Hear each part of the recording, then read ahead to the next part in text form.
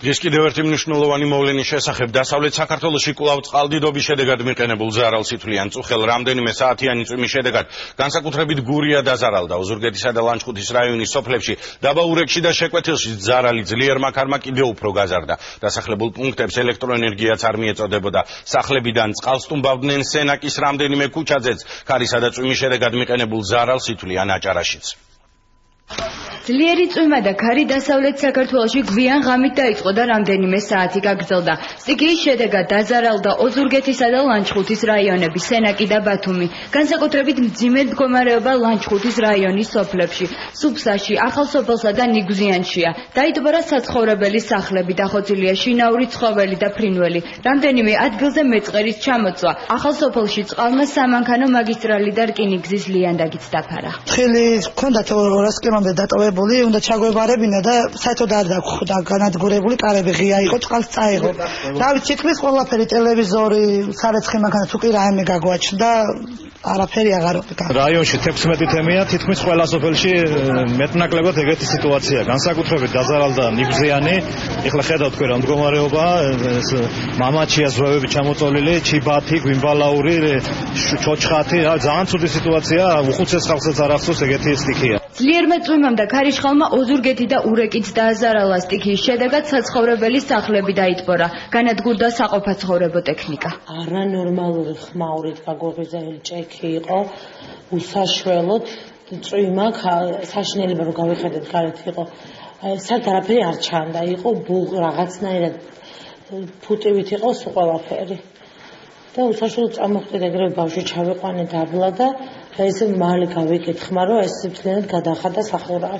ნატანეთი ქობულეთის დამაკავშირებელ გზაზე კი სტიქიამ ხეები მოგლიჯა, დაზიანდა ელექტროგადამცემი ხაზები, რის შედეგადაც დასავლეთ საქართველოში მცხოვრები 35,000 ოჯახი ელექტრომომარაგების გარეშე დარჩა. სტიქიის გამო ზოგიერთ შემთხვევაში ძლიერი ქარი იყო, ზოგიერთ შემთხვევაში დაერთო ძლიერი წვიმაც, ამან წყობრიდან გამოიყვანა ფიდერები, ასევე წყობრიდან გამოვიდა ერთი მაღალი ძაბვის ელექტროგადამცემი ხაზი, რომლის აღდგენაზეც მუშაობა ამ წუთებში მიმდინარეობს და დღის განმავლობაში სრულად აღდგება მიწოდება.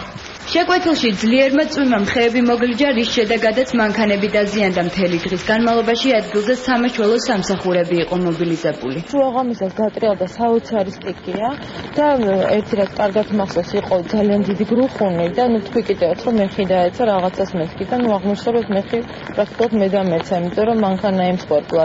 როგორც ჩანს ხეს მოხდა ჯერ და შემდეგ ეს ალვის ხე სადღაცა მე მგონი 10 მეტრზე დიდია დაეცა მანქანა. ძლიერი ქარის გამო მოხდა რამოდენიმე საავტომობილო გზის ჩახერგვა, ასევე ხეები დაეცა რამოდენიმე ავტომანქანას, ერთ-ერთი ავტომანქანა საერთოდ გამოსულია ამ წყობრიდან, ამ წუთებში ყველა მიმართულებით გზა გახსნილია.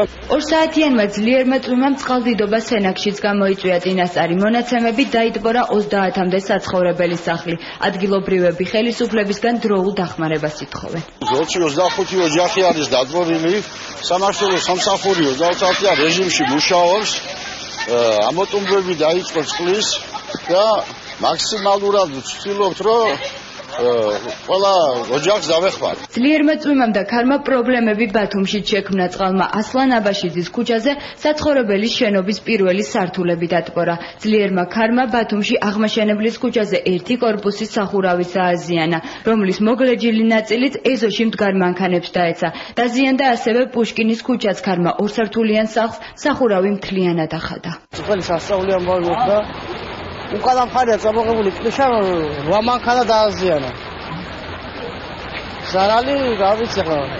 იგანა ჩემი მანქანაა ეგ დაზარალებული. ოთხი იქნებოდა დაწყებული, როცა რომ ქარის ხმაურმა გაგვაღმეცა, ვიკურებოდი ფანჯარაში და უთმად დავინახე რაღაც კლიშის თითქოს შიფერი აიწია, მაგრამ ნახევარმთლიანი კლიშა, მერე გაიყო ჰაერში 2 და წამოვიდა და ეზოში როგორც ზღვის ტალღა ისე ავარდა. დასავლეთ საქართველოში მთელი ღამის განმავლობაში სამაშველო სამსახური საგანგებო რეჟიმში მუშაობდა.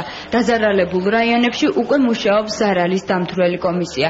სტიქიის შედეგად დაზიანებული ადგილები დღეს რეგიონალური განვითარებისა და ინფრასტრუქტურის მინისტრის მოადგილემაც მოინახულა. სასაღამოშვილის ზიანის დაახლოებით მოცულობა გვეწოდინება და სამინისტრო მიეხმარება თვითმმართველობას, რომ ჩვენ მთავრობაზე ამ კვირაშივე რაც შეიძლება მალე 2 დღეში მაქსიმუმ უშუალოდ ვამბობთ, რომ ცენტრალური ბიუჯეტიდან მოხდეს ხალხების გამოყოფა და ამ პრობლემებს მოგვარება. ხალიდან დაიწყება ზარალის აღრიცხვა. 50-60 ოჯახი არის ამ წუთისას, მაგრამ ზარალი გაიზრდება აუცილებლად, იმიტომ რომ მუშაობს კომისია. პირველადი მონაცემებით 16 თემში ზარალი 5 მილიონს აღწევს. სტიქიის შედეგად დაზარალებული ოჯახების დაფინანსებაზე კომენტარი რეგიონალური განვითარების მინისტრმა გააკეთა. პირველ ეტაპზე ადგილობრივი სამაშველო სამსახურების მხრიდან მოხდა მოსახლეობის მხარდაჭერა, მიმდინარეობს წყლის ამოტომების ღონისძიებები და პირველადი გადაუდებელი სამუშაოები. სხვა დანარჩენში უკვე ჩვენ ჩავერთვებით, დაითვლება ზიანის ფოთლობა და ფინანსთა მინისტროსთან ერთად მიიღებთ შესაბამის გადაწყვეტილებას მუნიციპალიტეტებისთვის დაფინანსების გამოყოფასთან დაკავშირებით. სპეციალისტები დაზარალებულ რაიონებში ვითარებას ამ წუთებისთვისაც სწავლობენ, რის შემდეგადაც სარეაბილიტაციო სამუშაოების გეგმა გაიწერება.